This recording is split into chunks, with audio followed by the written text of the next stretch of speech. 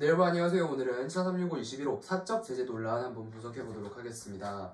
일단은 이걸 시작에 앞서서 우리가 사적 제재가 뭔지 한번 생각을 해보자고요. 사적 제재.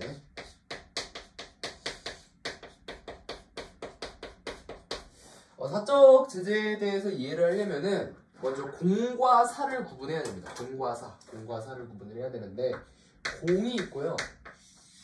사가 있어요. 이 둘의 차이가 뭐냐는 거예요. 둘의 차이가. 뭐 여러분 흔히 이런 말 들어봤을 겁니다. 야, 너 공과 사 좀 구분해. 이런 말을 하죠. 이 공이라는 것은 일반적으로 뭔가 법령이라든지 뭔가 행정 절차에 의거해서 행정에 의거해가지고 뭔가 판단을 하거나 일을 하는 걸 말하고, 사는 조금 더 개인적인 행동에 가깝습니다. 그래서 이걸 어떻게 구분을 해야 되냐면 항상 뭔가 하나의 루트가 있는 거예요. 뭔가 하나의 즉 법이 있고 그거에 따라서 그거에 맞춰서 뭔가 조치를 취하는 건 대부분 다 공에 들어갑니다. 하지만 이 사라는 것은 개인이 뭔가 주관적인 판단을 했을 때 이런 주관적인 판단을 개입해가지고 뭔가 일을 처리하는 걸 사라고 얘기를 합니다. 이렇게 얘기를 하는데 사적 제재, 그래서 말 그대로 얘도 사도 뭔가 주관적인 견해를 이용해가지고 제재를 한다는 거예요. 그 다음에 제재가 뭐냐면 이 제라는 것 자체가 통제를 한다 뭐 이런 게 있습니다. 그래가 통제를 하는 건데, 그래서 개인이 통제를 한다는 거예요. 그래서 가령 예를 들면 뭐가 있냐면 이 제재의 종류가 굉장히 많을 수 있거든요. 그래서 예를 들어서 조두순이 있어요. 이 유명한 격투기 선수 중에서 명현만이라는 선수가 있었습니다. 이 사람이 이 조두순의 차를 뭔가 이렇게 발로 찬다든지 이런 식으로 위해를 가했어요. 어떻게 보면 조두순은 성범죄자고 나쁜 사람이죠. 그래가지고 명현만이라는 격투기 선수가 이 조두순이라는 사람을 뭔가 제재를 가한 거예요. 근데 이게 명현만이 무슨 법령에 의거해가지고 제재를 가한 게 아니죠. 그래서 이런 것들을 사적 제재라고 하는 겁니다.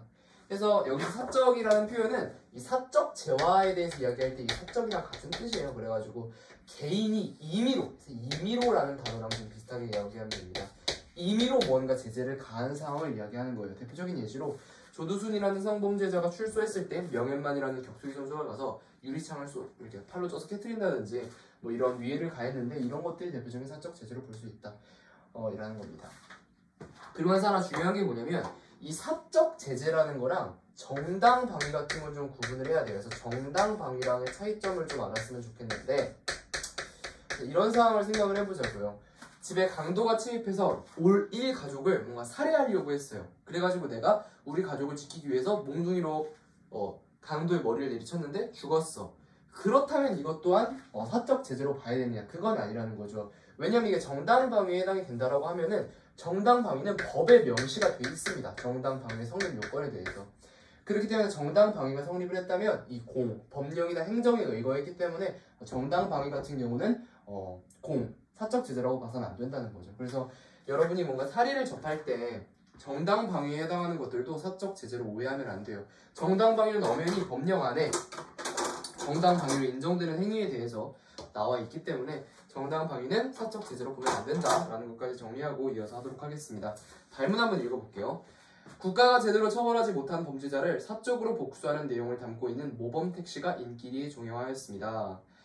사회의 악을 응징하는 장면에서 시청자들은 카타르시스를 느끼며 통쾌했다고 합니다. 그래서 뭐냐면 여기서의 핵심은 국가가 제대로 처벌하지 못했다는 거예요.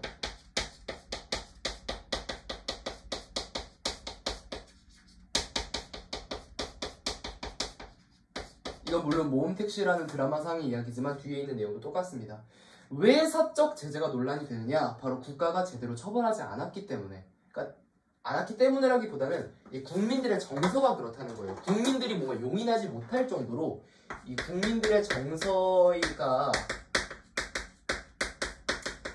용인하지 못할 정도로 처벌한다는 거예요.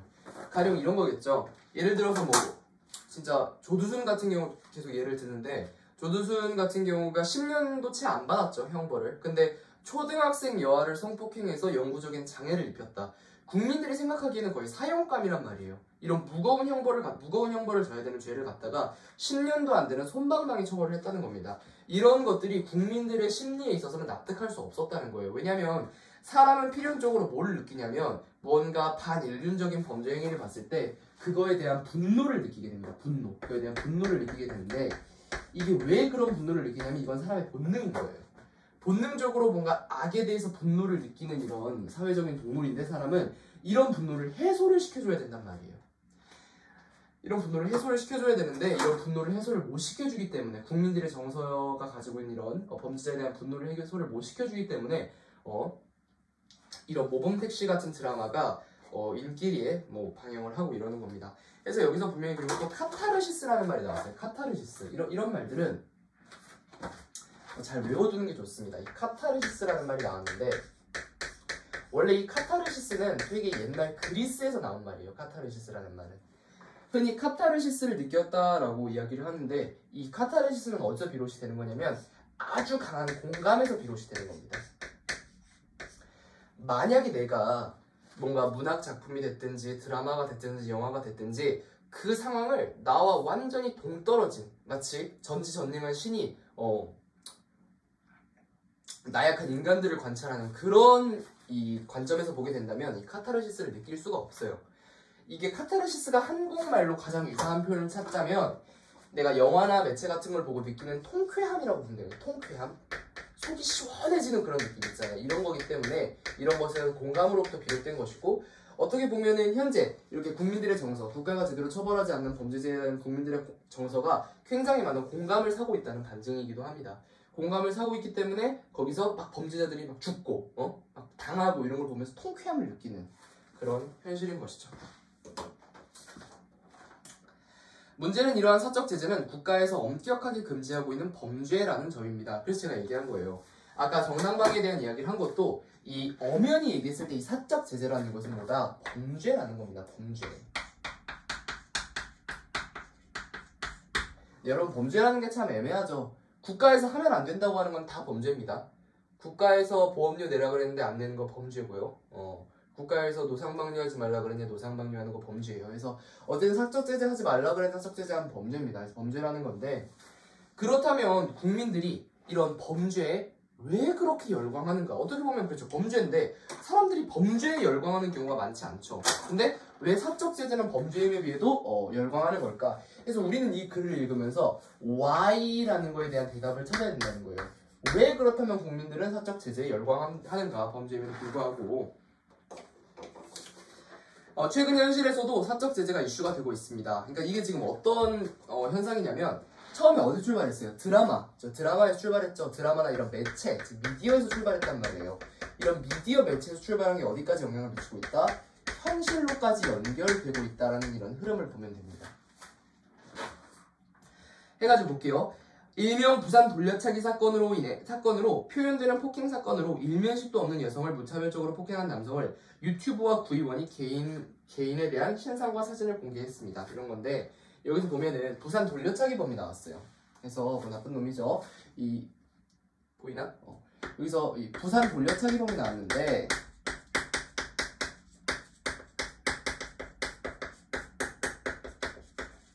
얘를 어떻게 했냐면 유튜버랑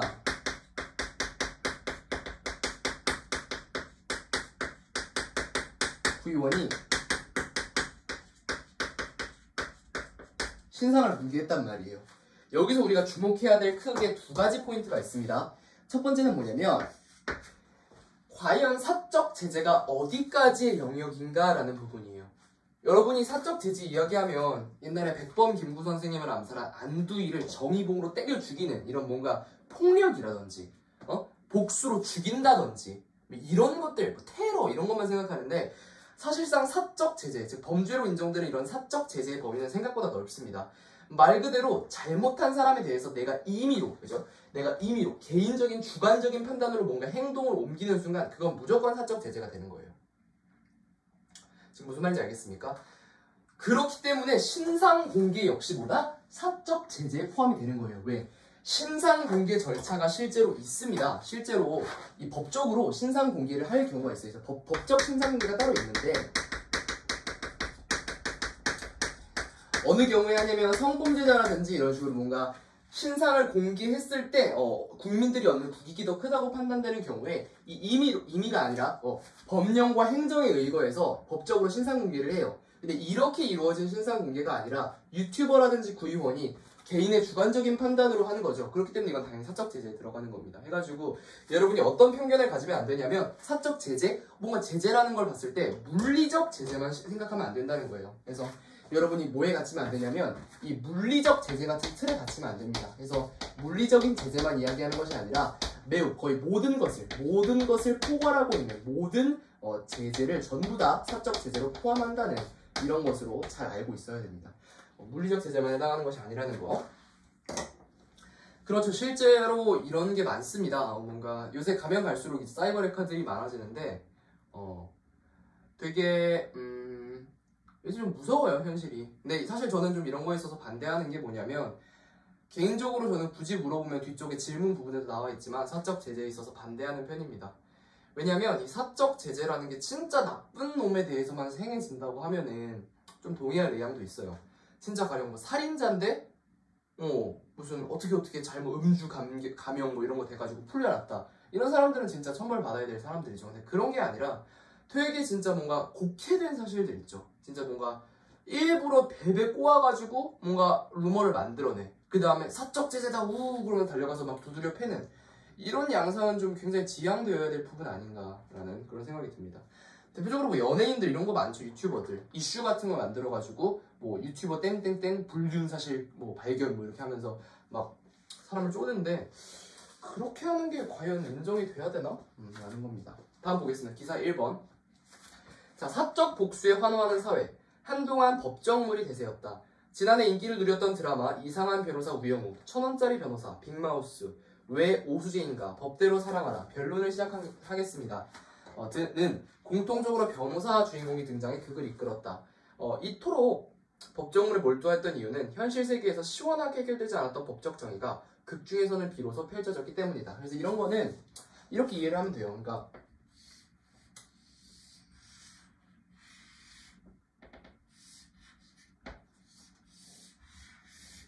현실은 현실이라고 치면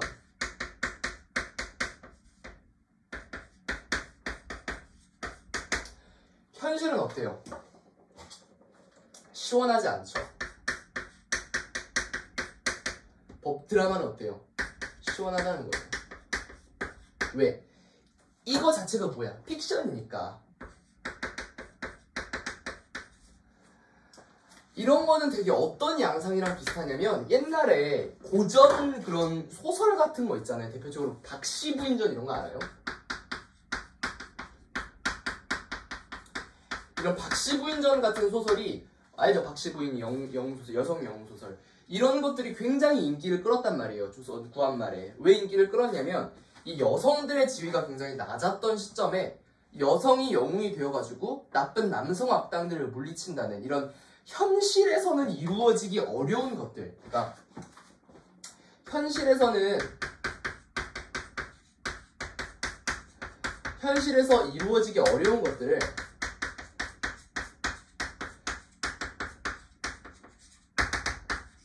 실현하는 어디서? 이 드라마 안에서 이런 식의 이슈들이 이런 식의 작품들이 굉장히 이슈가 되고 굉장히 떴다는 거예요. 근데 그랬다면 우리가 어떤 생각까지 이어서 생각을 할 수 있어야 되냐면 과연 그렇다면 무엇이 현실에서 이루어지기 어려운 것들이었는가? 그게 바로 뭐다? 바로 처벌이라는 거예요. 처벌이 약하다는 거예요. 현재. 그러니까 이런 사람들이 인식이 바탕에 되어 있고 그런 것으로 인해서 법정물이 떴다는 거죠. 그래서 이어서 읽어볼게요.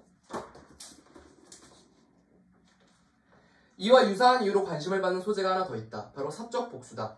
그러니까 여기서 법정물이랑 사적 복수는 굉장히 이렇게 유사한 맥락을 띠고 있습니다. 그래서 여기 보니까 법정물이 있고요.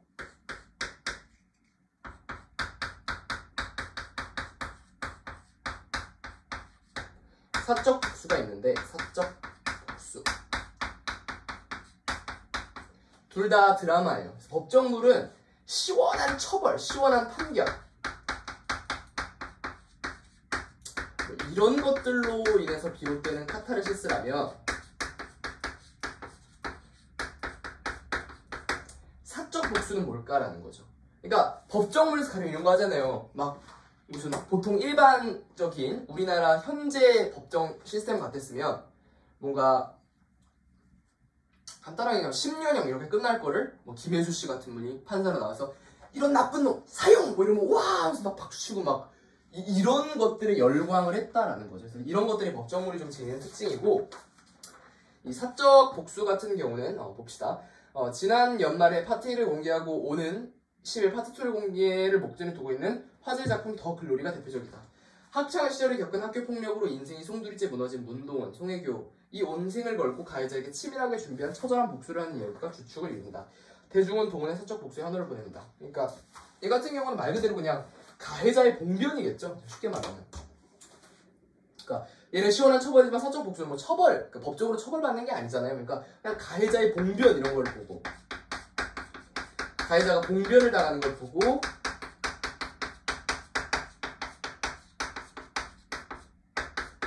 카타르시스를 느낀다는 거죠. 실제로 우리가 좋아하는 진짜 막 피가 끓는 너무 재밌는 그런 대부분의 영화들은 사적 복수에 대해서 다루고 있는 경우가 많아요. 대표적으로 영화 모범시민, 이런 거 대표적인 영화 EX 모범시민이라는 영화가 있어요.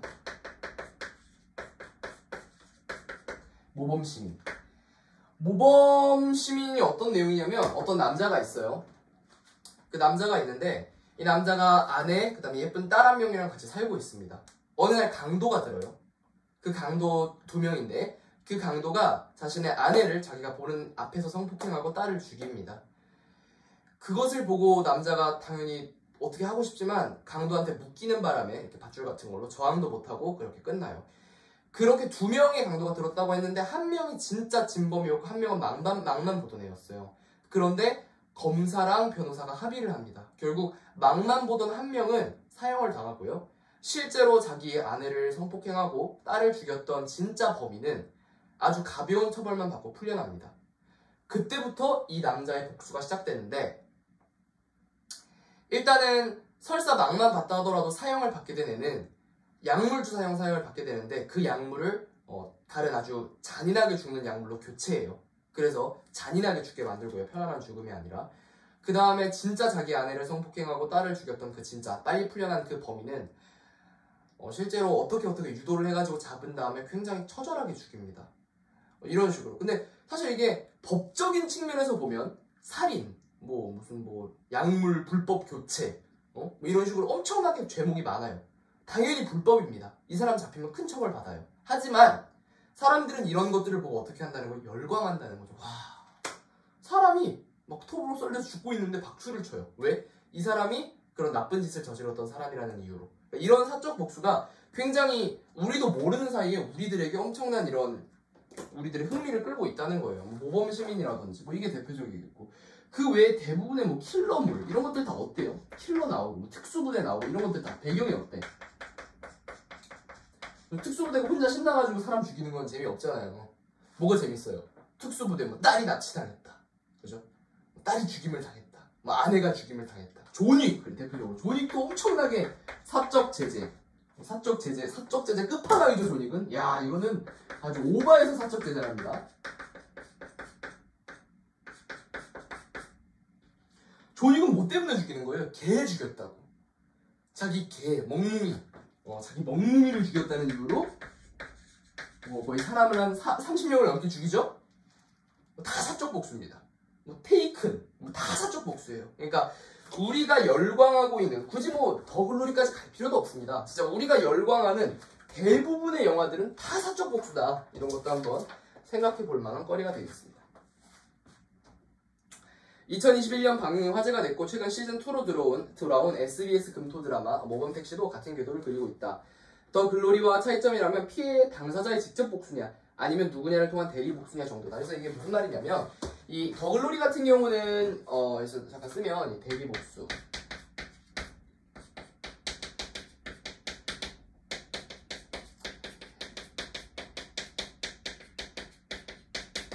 그러니까 더글로리 같은 경우는 송혜교가 직접 학교 폭력을 당했잖아요. 그러니까 내가 직접 당한 사람이 직접 복수를 하니까 얘는 직접 복수인 거고, 모범택시 같은 경우는 저도 보진 않았습니다만 어쨌든 뭔가 다른 사람이, 그죠? 그 택시 송중기인가 그 사람이? 모르겠어, 기억이 안 나는데 어쨌든 택시 기사가 복수를 하는 거기 때문에 간접 복수인 거죠. 간접 복수, 대리 복수. 모범택시는 택시회사 무지개 운수 택시기사 김도기, 이재훈이 억울한 피해자를 대신 복수해주는 사적 복수 대행극이다. 더글로리나 모범택시에서는 복수를 실현하는 일련의 과정에서 주인공이 법을 어기고 폭력적인 사건이 황해 발생하는 경우도 생기지만 대부분의 시청자는 이를 문제 삼지 않는다. 이게 되게 중요해요.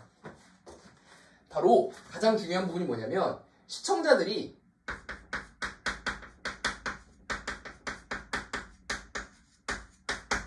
범법 행위를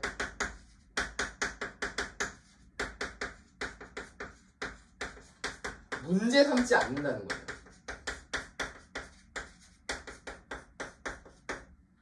이게 제일 중요한 부분입니다.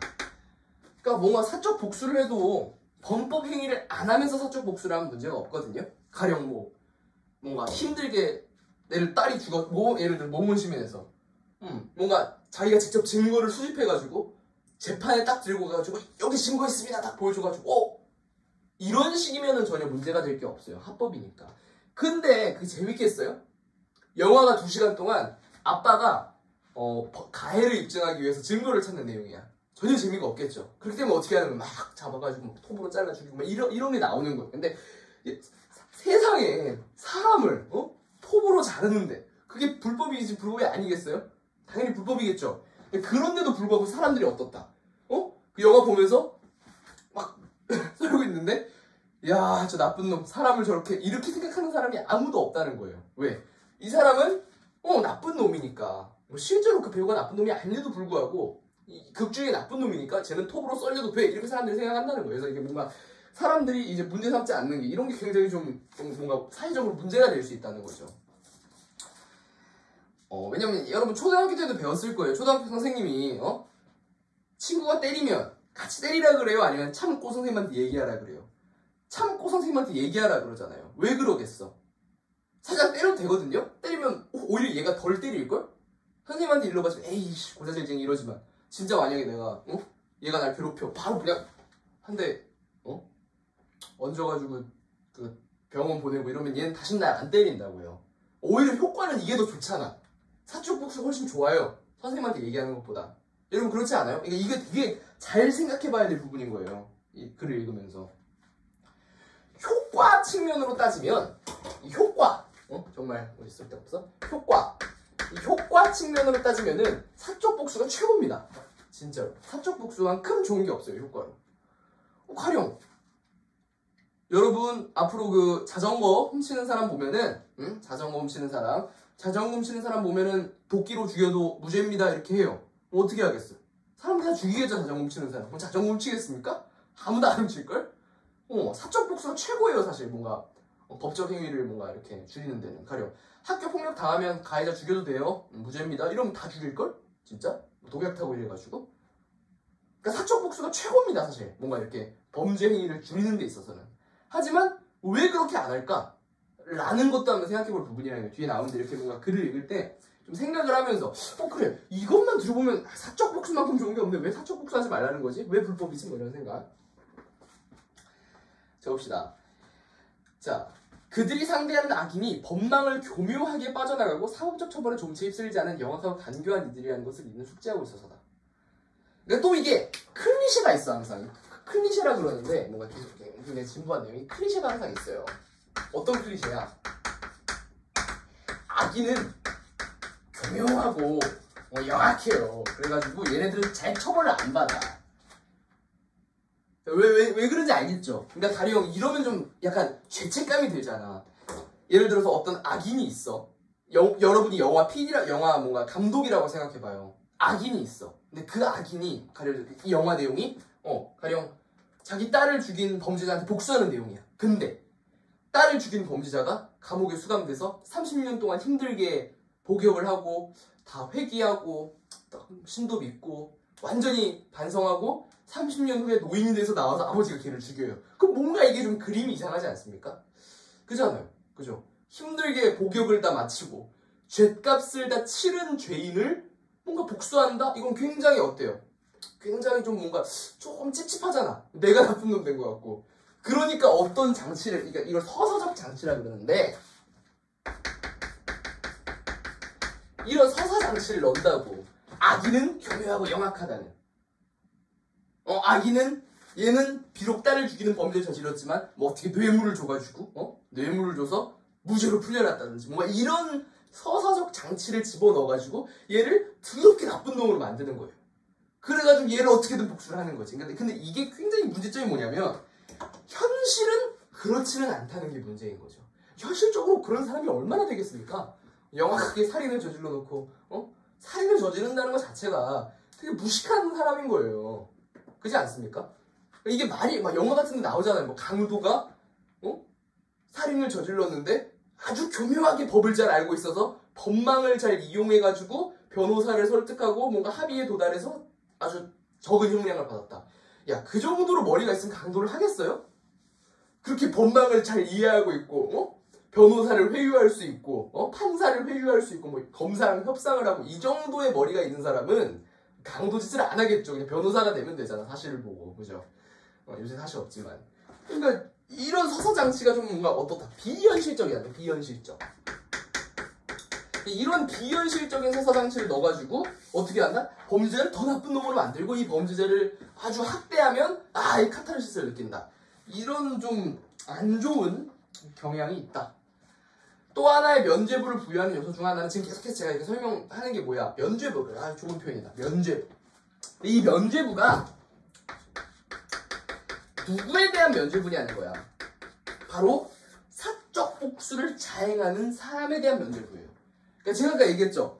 힘들게 죗값을 다 치르고 나온 노인을 죽이면 이거 왠지 뭔가 어때요? 마음이 찝찝하잖아요. 한편으로. 이 사람 다 죄를 뉘우치고 왔는데 내가 복수해도 되나? 이러면 영화가 재미가 없다고. 그러니까 어떻게 하는 거야? 얘는 아주 교묘한 거야. 그래가 처벌을 안 받는. 이런 식으로 면죄부를 부여하는 방식으로 서사를 전개하는 경우가 많아요. 이어서 읽어봅시다. 또 하나의 면죄부를 부여하는 요소 중 하나는 복수를 행하는 이들이 직접 혹은 간접적으로 범죄 피해에 노출됐던 피해자라는 데 있다. 그러니까 그래서 정리를 해보자. 지금 어떻게 해가지고 면죄부를 보자는 거야. 면죄부의 유형.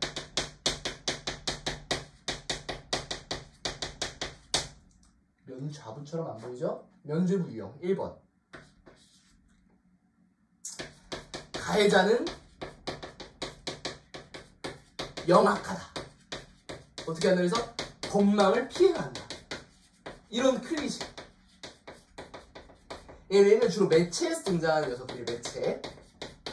그러니까 이런 식으로 드라마를 쓴다는 거죠. 두 번째로. 뭔가 복수를 행하는 이는 피해자다.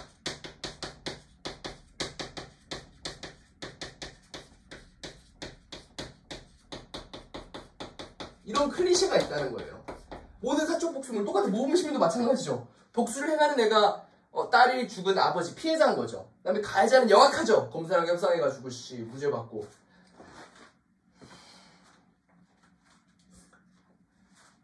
학교나 사회에서 학습한 도덕적 잣대로 평가하자면 위법을 일삼는 행동이 이들을 행하는 사적 복수를 정의롭다고 단정할 수는 없다.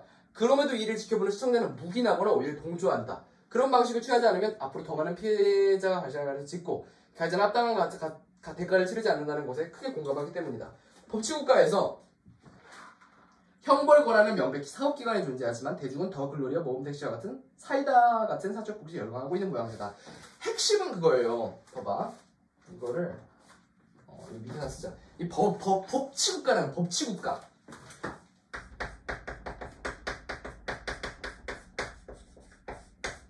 이 법치국가랑 법치국가가 아닌 국가의 차이점이 뭐예요? 법이 통치하는 국가예요. 그러니까 이 법에, 즉 이 법령이나 행정에 의거해가지고 뭔가 처리를 해야 돼. 설사 봐봐. 내가 진짜 얘가 나쁜 놈인 것 같아. 모두 국민이 다 그렇게 생각해. 그럼에도 불구하고 그 어떠한 국민도 본인의 주관적 잣대를 들이대서 이 사람을 처벌할 수 없다는 거예요. 항상 뭐 law, 성문법이라 그래. 성문법. 이렇게 적혀있는, 성문법은 옛날 로마에 있었던 거고 어쨌든 적혀있는 이렇게 뭔가 텍스트로 되어 있는 법을 기반으로 해서 판사가 법 해석을 하고 뭔가 절차에 따라서 절차가 필요. 절차. 이게 사적 복수 절차가 없겠지. 절차에 따라서 처벌을 해야 된단 말이야. 1번 증거 수집, 2번 증인신문, 3번 판결, 뭐 항고, 항소 뭐 이런 걸 통해서 처벌을 해야 되는데 사적 복수는 그런 거 없죠? 뭐 딸 죽임당한 아빠가 가해자 죽이는데 야 내가 지금부터 절차에 따라서 너를 이렇게 안 한단 말이에요. 그냥 바로 그냥 죽이고 보는 거지. 뭐 총 쏘고. 그러니까 이런 절차가 생략돼 있다라는 거죠. 근데 오히려 이러한 요소들, 절차가 생략되고 곧바로 시행하는 이런 모습들이 보는 이들로 하여금은 더 열광하게 만들죠. 왜냐면 사실 좀 지루하잖아요. 빨리 나쁜 놈이니까 처벌받았으면 좋겠는데 증거 수집하고 무죄 추정의 원칙에 따라서 무죄인 것처럼 취급하고 뭐 이런 것 자체가 굉장히 좀 답답하게 만드는 요소인데 뭐 사적 복수는 그런 게 없으니까 더 열광하는 거죠. 자, 그렇죠. 사극계는 존재하지만 대중은 더 글로리 웜택시 같은 사이다 같은 사적 복수에 열광하고 있는 모양새다. 드라마의 역할은 다양하다. 보는 동안 웃고 즐기가 하는 것 외에도 화면 바깥으로 확산돼 무형의 영향력을 행사하는 것도 유의미한 영향 중에 하나다. 모험택시의 경우 시즌 1에서 다뤘던 젓갈공장 노예, 뭐 유데이터 직원 폭행, 불법 동영상 유포, 보이스피싱 등의 에피소드로 현실에서 벌어진 유사 사건을 떠올리고 다시 한번 분노와 경각심을 일으키며 일깨우게 했다. 바로 이게 매체, 드라마가 주는 영향이 뭐냐면 바로 화면 바깥으로 확산된다는 거예요.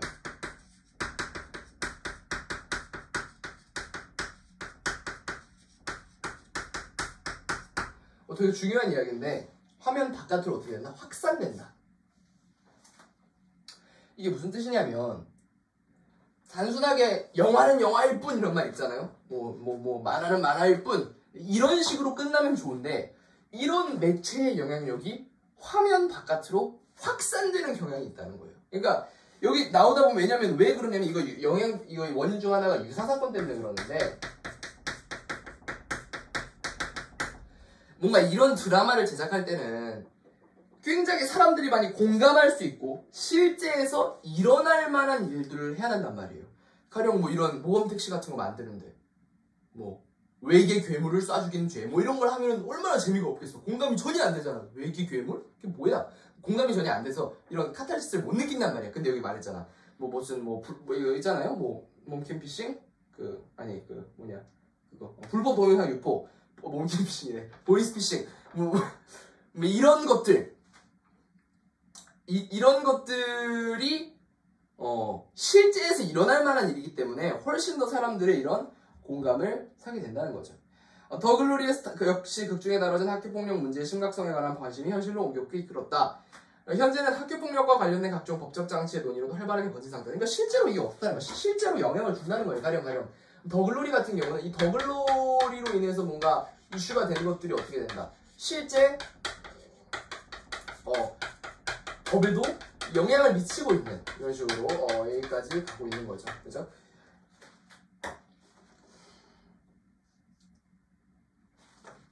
반복해 쏟아지는 법정물 그리고 사적 복수극의 대중적 흥미가 종료되는 날은 어쩌면 법만으로 오롯이 사회의 정의가 구현되고 모든 이가 이에 공감하고 안심하는 사회일 것이다.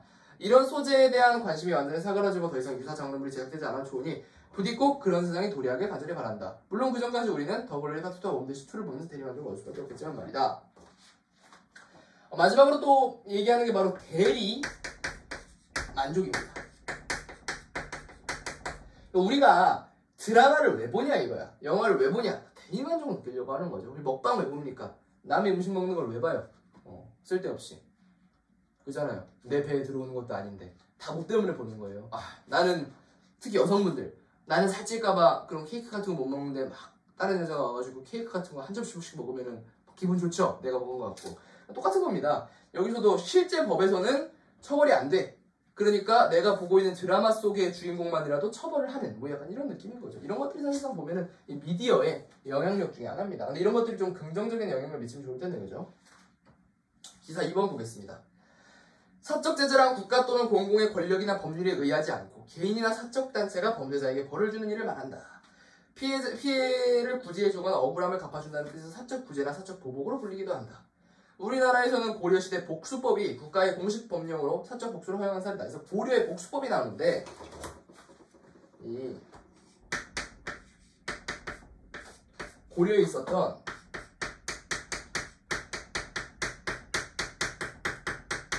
복수법이 나옵니다. 복수법. 말 그대로 이름이 뭐예요? 복수법. 복수하라는 법, 복수하라는 법. 사적 제재를 허용한 거예요. 사적 제재를 허용한 거.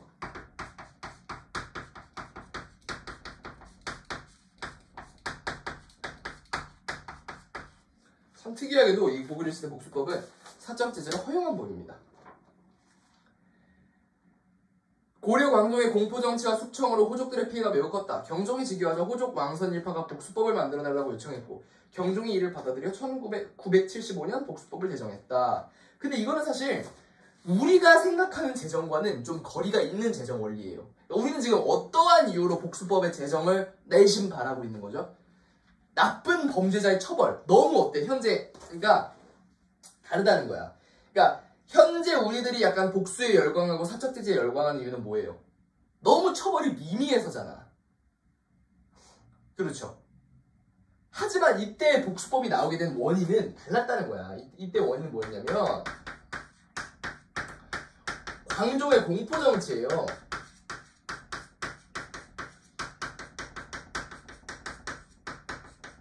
즉 처벌이 어땠겠어? 너무 센 거지. 그러니까 복수법을 하고 국가적인 처벌을 말아달라고 호족들이 요청을 한 거예요. 그러니까 어떤 거냐면 광종이 어떤 식으로 정치를 했냐면 요새 우리나라 어때요? 아이 애 성폭행하고 이래도 10년도 아니야 7년 굉장히 솜방망이 처벌을 해서 사람들이 열받아 하죠. 이때 광종은 자 우리 예비군들 내일 모레까지 모입니다. 가는데 5일이 걸리는데요? 일단 오세요.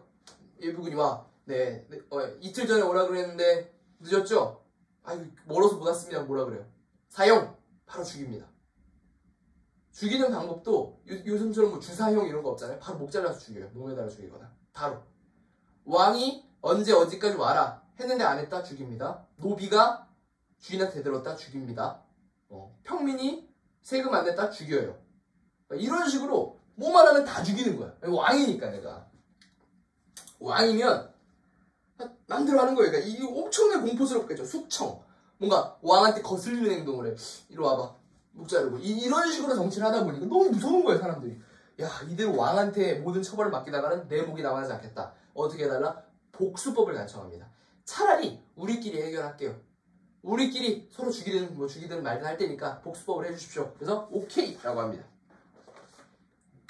그래서 누구나 원한을 가진 상대에게 복수를 할 수 있게 됐다. 이야, 이거 길에서 갑자기 사람을 때려 죽여도 복수라고만 하면 모든 것이 용서되는 상황을 쓰놨다. 그러니까 원래 목적은 이런 게 아니었겠죠. 원래 목적은 오히려 광종이 하는 것보다 훨씬 더 나을 것이다라고 생각했는데 어떻게 지금 번졌다는 거예요. 결과적으로 아주 뭔가 원래 본인의 취지가 원래 취지가 훼손된 거죠. 점차 무법 사회가 도래하기 시작한 거예요. 무법적인 해결, 무법 천지가 된 거예요. 복수를 빙자한 살인은 1년 가까이 횡행했다.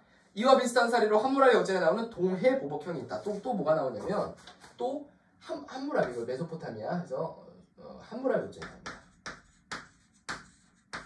어떻게 써요? 이렇게 되면 빨리 쓸 수 있는데. 함무라비 역전이 있어. 좀 위에 쓸까?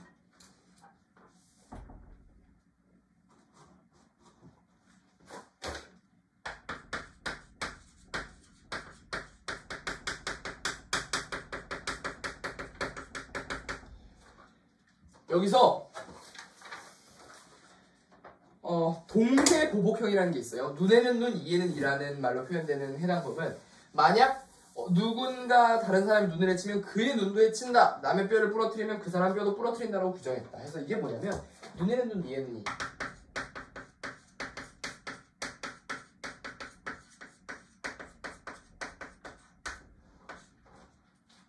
실제로 재밌는 썰을 하나 얘기하면 함무라비 복전에 어떤 구절도 있었냐면 의사가 치료를 하다가 그 사람을 죽이면 어떻게 하는지 알아요?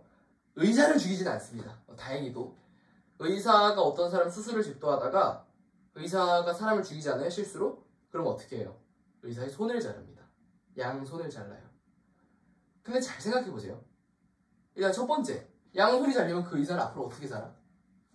의사 직위를 박탈한 거나 다름없죠. 거기다 플러스 영구적인 장애까지. 일단 얘는 굶어 죽을 가능성이 높아요. 일을 못해서. 두 번째, 그때 당시에 뭔가 소독이 있었겠어요? 아니면 뭐 무슨 뭐 여기 뭐 봉합 수술이 있었겠어요? 손을 자르고 갖다 버리는 겁니다. 칼 같은 걸로 손을 뚝 잘라요. 이렇게 작두 같은 걸로. 그리고 성 밖으로 던집니다. 그럼 일단 엄청난 과다출혈이 시작돼서 얘는 그냥 사실상 죽이는 건 다름없어요. 손을 자른다는 거는. 그때 당시에는. 뭐 요새는 뭐 이렇게 뭔가 무슨 뭐 잘 자를 수 있는지 모르겠지만 옛날에는 그런 게 없었기 때문에 그토록 잔인한 법이었다니까 의사 하겠습니까?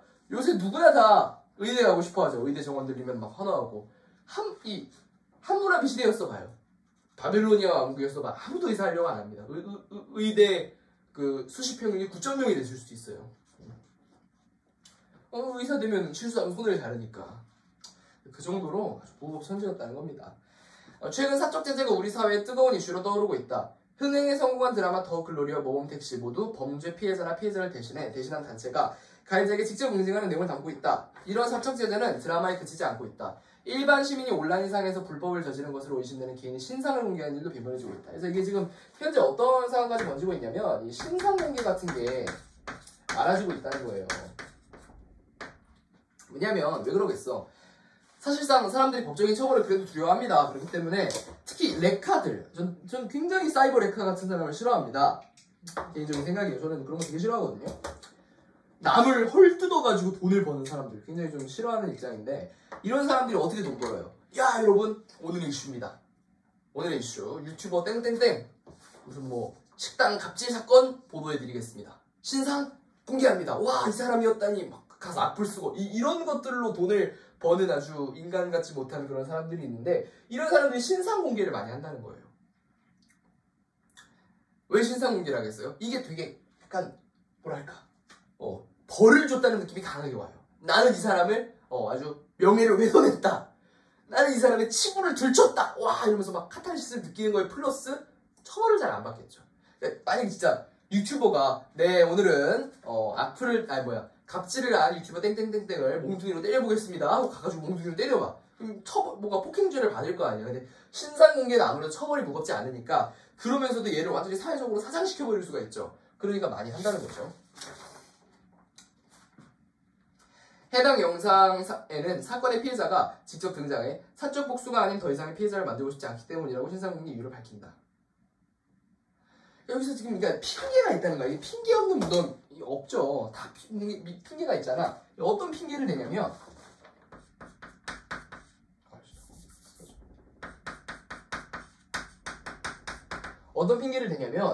더 이상의 피해자를 만들고 싶지 않았다.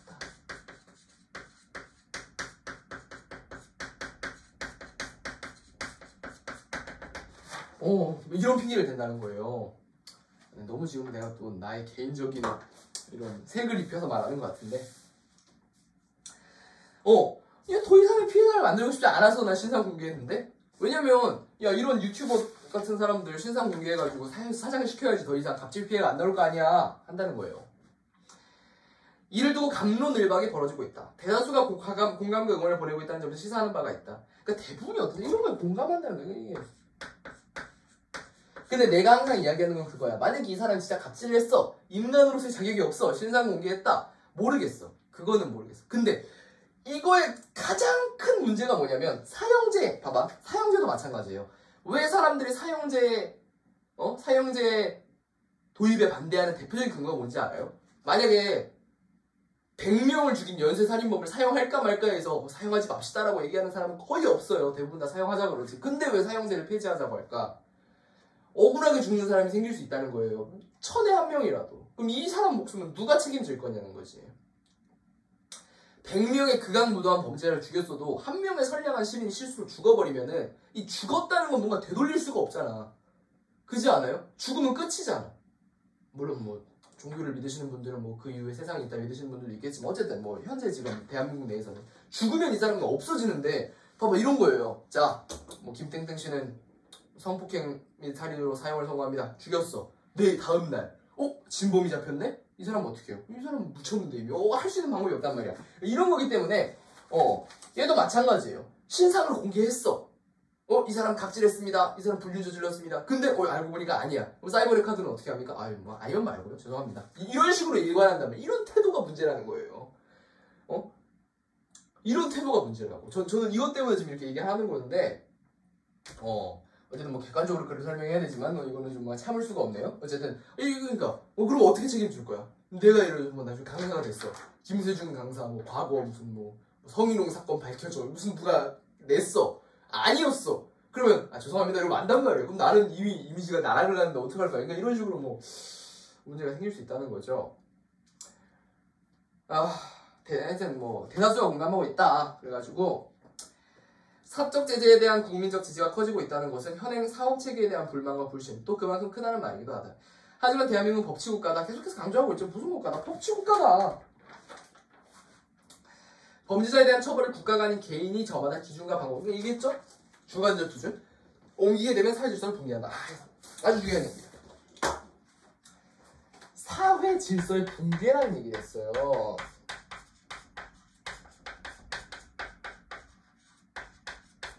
사회 질서가 붕괴된다니까요.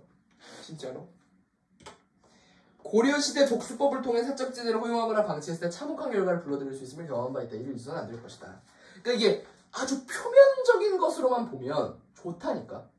아주 특수한 경우만 보면 조두순 살인 이런 건 좋다는 뭐 이런 좀 하여튼 뭐 그건 좋을 수 있지. 성범죄자는 죽여야 된다. 이런 것들은 굉장히 사람들의 대부분이 동의하는 사항입니다. 하지만 말했다시피 이런 사적 제재가 횡행하게 되면 잘못 없는 사람을 죽여놓고 복수였는데요? 이럴 수도 있고 이런 식으로 아주 문제가 생길 수 있다는 거죠. 봅시다. 기사 3번. 지연된 정의가 사적 제재 부른다. 최근 한 유튜버가 부산 돌려차기 사건 범인 이모 씨의 신상을 공개했다.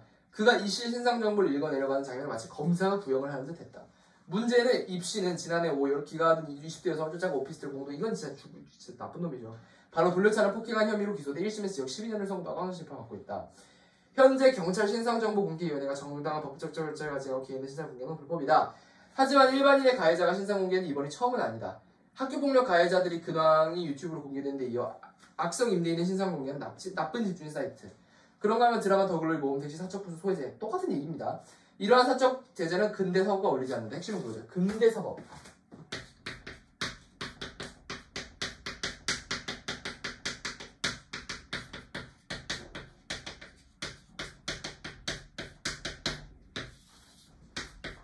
중요한 얘기입니다. 근대 사법과 어울리지 않는다는 거야. 고대에는 이랬어야 되지. 왜? 고대에는 뭔가 할 수 있는 방법이 마땅치 않으니까 그냥 뭐 사적으로 복수하고 뭐 이래 괜찮았는데 최근에는 아주 정밀한 CCTV, 뭐 정밀한 증거 감정 이런 게 다 가능하기 때문에 이런 게 근대 사법이랑 맞으니까 즉 이게 뭔가 발전된 이런 국가, 발전된 인식과는 거리가 멀다라는 거죠. 예를 들어서 학급을 생각하면 돼. 여러분이 생각하는 올바른 학급이 뭐예요? 어떤 학생이 뭔가 누구를 어떤 애를 괴롭혀. 그러면 뭐 또 학급이 어떻게 해야 되겠어? 선생님한테 얘기해가지고 그 학생에 대한 뭔가 징계를 내리고 교육을 시켜서 교화시키고 이런 게 뭔가 선진화되는 그런 학급이잖아요. 반면 후진 학급은 괴롭혀 이씨 그러면서 막 걔를 폭행합니다. 얘를 불구로 만들어 전학을 보내고 이런 게 뭔가 후진 학급이잖아요. 그렇기 때문에 이런 식으로 뭔가 근대 사법과는 어울리지 않는 이런 것들. 근대 사법은 국가가 법과 절차에 따라 계속 얘기합니다. 사적 제재 대신 공적 제재. 공 얘기했죠. 정신이 출발했다. 제가 다 이거 큰 그림이에요. 사적 제재는 자칫 맹목적인 마녀 사냥. 그러니까 마녀 사냥이 또 아주 중요한 게 마녀 사냥. 여러분이 마녀 사냥을 몰라 잘. 마녀 사냥이 뭔지 압니까? 마녀 사냥 이상한 예능 있잖아요. 그런 게 마녀 사냥이 아니에요. 마녀 사냥 있죠. 신동엽이랑 나오는 거. 또 얘기 내가 잘못할까봐.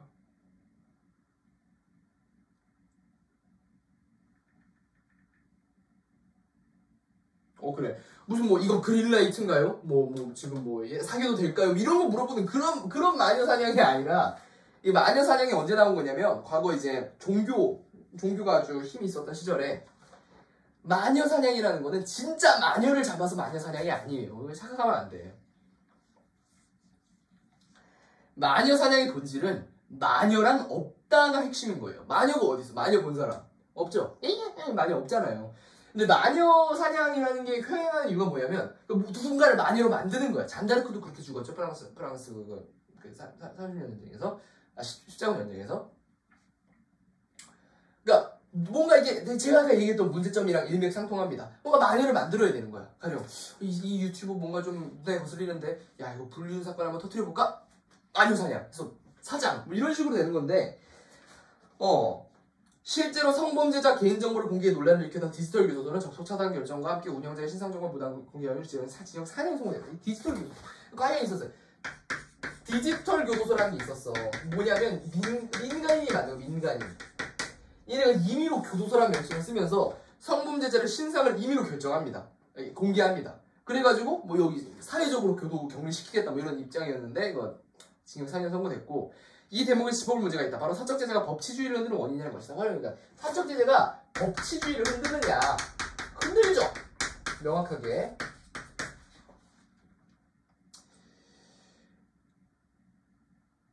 나는 이런 접근에 동의하기 어렵다. 나는 동의하기 어렵대. 나는 동의합니다. 이 사람은 동의하기 어렵대요. 거꾸로 공적제재가 제 기능을 다하지 못하면 사적제재 신드롬을 부른 것은 아닌가? 이 물음은 개개인의 사건이 아니라 전체적 분위기를 말하는 것이다. 지금 이 사람은 어떤 사람이야? 기사 3 쓴 사람은 사적제재 좋아하는 사람이죠. 변호사들 사이에 법원의 사건 처리 속도가 너무 떨어졌다는 말들이 나온 건 어제 오는 일이 아니다. 그러니까 지금 무슨 얘기냐면 이게 사건 처리 속도가 달려있다는 거야.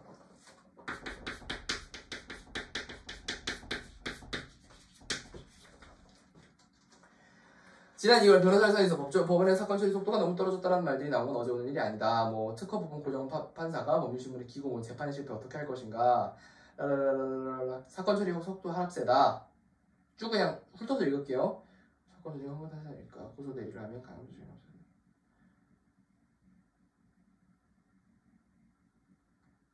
핵심. 시간도 없으니까 그냥 요약할게요. 핵심은 뭐예요? 핵심은 너무 일 처리 속도가 떨어진다는 거예요. 일 처리 속도.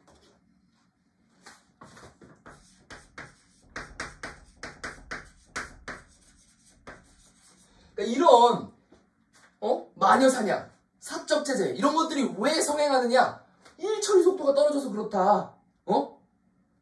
너네들이 일을 거지같이 느리게 하니까 사람들이 답답해가지고 사적 복수하는 거 아니냐? 이런 이야기 하는 거죠. 그러니까 여기 마지막에 뭐라 그래요?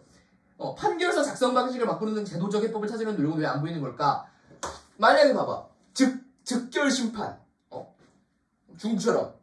뭐 중국에 물론 사업제도를 옹호하는 건 아닙니다만 당일에 너 성범죄 저질렀어? 10년 이렇게 바로 나오면 조금 사적 제재가 줄어들지 않겠느냐. 어째서 사적 제재의 문제점만 논하느냐. 오히려 문제는 뭐다? 일처리 속도다. 이런 식의 주장을 많이 합니다. 보통. 그러니까 뭔가 논의를 할 때 이런 식의 주장을 많이 해요. 왜 너 이 부분만 짚어? 이 부분을 짚어야지. 뭐 이런 식의 주장인데 그러니까 현재 사적 제재가 횡행하는 것에 대한 문제점을 지적할 타이밍이 아니라 지금은 왜 사적 제재가 횡행하는지 원인에 좀 더 집중해야 된다. 그 원인은 뭐다? 법원의 일처리 속도가 느리 터졌기 때문이다. 이런 것들을 개편해야 된다라는 주장이었습니다. 글 써보기 보면은 사적 제재를 지지하는 이유를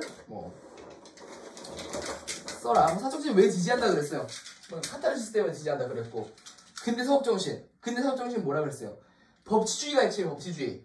근대 사법정신이라는 거는 법치주의. 법에 입각해서 법령이나 행정에 의거해서 일을 처리하는 걸 이제 근대 사법정신이라고 얘기하는 것이고 사적제재 문제점 많죠. 사적제재 싫어한다 했죠. 뭐 이거는 제가 쭉 설명했던 부분일 것이고 본문 이상 마무리하겠습니다. 이 글은 진짜 재밌어요. 제가 사실 근데 강의를 찍다 보면 그런 게 보여요. 진짜 좀 재미없는 글들은 되게 막 열을 올리지도 않고요. 대충 하는데 이런 식으로 굉장히 재밌는 글들은 막 열을 올려서 얘기하잖아요. 이 사적 제재란 키워드는 여러분이 한 번쯤 생각을 해봐야 되는 키워드입니다. 왜냐하면 요새 트렌드이기 때문에. 트렌드.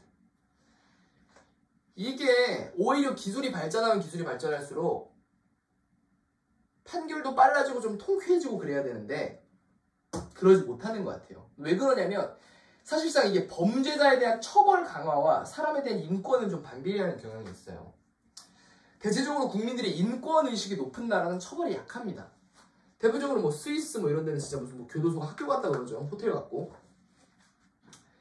그러니까 반면 중국, 캄보디아 이런 데는 어때요? 잘못 저지르면 그냥 무슨 뭐 구더기가 들끓 있는 그런 감옥에 쳐놓고 감인돼서 죽어라 뭐 이러잖아요. 이런 것처럼